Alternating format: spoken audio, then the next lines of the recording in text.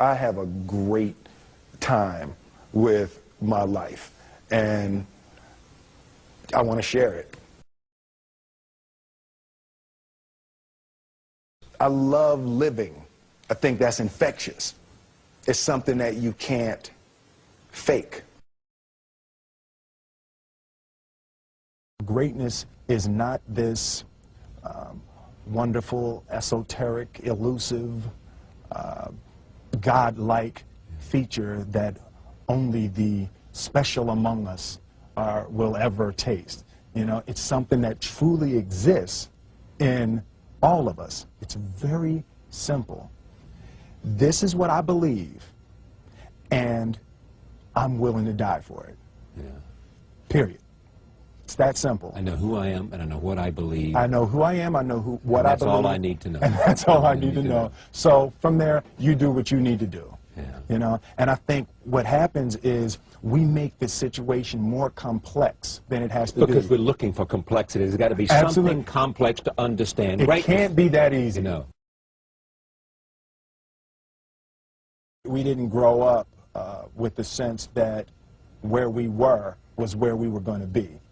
You know, we grew up with the sense that where we were almost didn't matter because we were becoming right. Something greater. The separation of talent and skill is one of the greatest misunderstood concepts for people who are trying to excel, who have dreams, that want to do things. Talent you have naturally. Skill is only developed by hours and hours and hours of beating on your craft. I've never really viewed myself as particularly talented. Where I excel is ridiculous, sickening work ethic. You know, while the other guy's sleeping, I'm working. While the other guy's eating, I'm working. There's no easy way around it. No matter how talented you are, your talent is going to fail you if you're not skilled. Mm-hmm. You know, if you don't study, if you don't work really hard and dedicate yourself to being better every single day, mm-hmm. you'll never be able to communicate with people, with your artistry, the way that you want. So the only thing that I see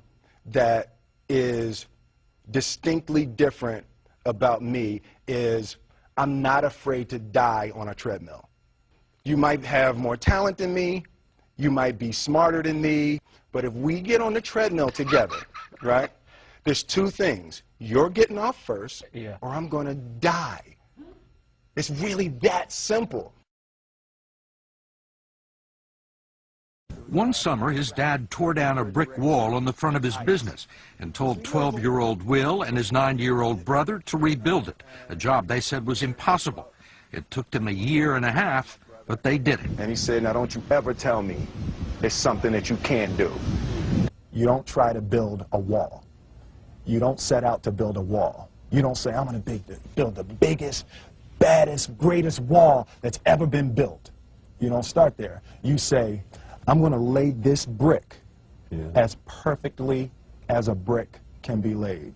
Yeah. And you do that every single day. And soon you have a wall. And soon you have a wall.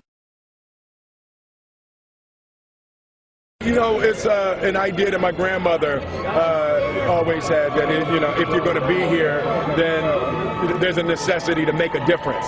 She always instilled the responsibility, the spiritual responsibility that you have to make every group you come in contact with better. I want to do good. Yeah. I want the world to be better because I was here. I want my life, I want my work, my family, I want it to mean something. And it's like, it has, if you are not making someone else's life better, then you're wasting your time. You know, like your life will become better by making other lives better. I want to represent an idea. I want to represent possibilities. I want to represent the idea that you really can make what you want. One of my favorite books is The Alchemist, Paulo Coelho, and that's just, I just believe that. I believe that I can create whatever I want to create. The first step before anybody else in the world believes it is you have to believe it. There's no reason to have a plan B because it distracts from plan A. I think that there's a certain delusional quality that all successful people have to have. You have to believe that something different than what has happened for the last 50 million years of history. You have to believe that something different can happen. Confucius said, he who says he can and he who says he can't are both usually right. Being realistic is the most commonly traveled road to mediocrity. Why would you be realistic? What's the point of being realistic? Just put up a barrier. Yeah, I'm going to do it. It's done. It's already done. The second I decide it's done, it's already done. So now we just got to wait for y'all to see. It's unrealistic to walk in a room and flip a switch and lights come on. That's unrealistic. Fortunately, Edison didn't think so. It's unrealistic to think you're going to bend a piece of metal and fly people over an ocean in that metal. That's unrealistic. But fortunately, the Wright brothers and others didn't believe that. Our thoughts, our feelings, our dreams, our ideas are physical in the universe. That if we dream something, if we picture something, if we commit ourselves to it, that is a physical thrust towards realization that we can put into the universe. That the universe is not a thing that's going to push us around. That the world and people and situations are not something that are going to push us around. That we are going to bend the universe and command and demand that the universe become what we want it to be. I study the patterns of the universe. There's a redemptive power that making a choice has, you know, rather than feeling like you're at effect to all the things that are happening. Make a choice. Like, you just decide what it's going to be, who you're going to be, how you're going to do it. Just decide. And then from that point, the universe is going to get out your way. It's like it's water. It wants to move and go around stuff, you know. You know, there's a flow of the universe that I've grown to know just how to go with it. I realize that to have the level of success that I want to have, it's difficult to spread it out and do multiple things. It takes such a desperate, obsessive focus. You really got to focus with all of your fiber and all of your heart and all of your creativity. I'm motivated by fear. Fear. You know? Fear of what? Fear of fear.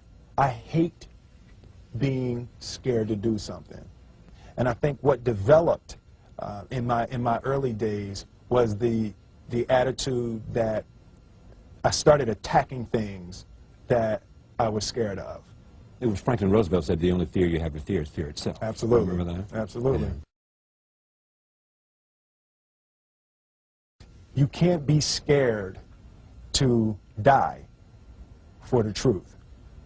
The truth is the only thing that's ever going to be constant. Don't ever let somebody tell you you can't do something. Not even me. All right? You got a dream, you got to protect it. People can't do something themselves. They want to tell you you can't do it.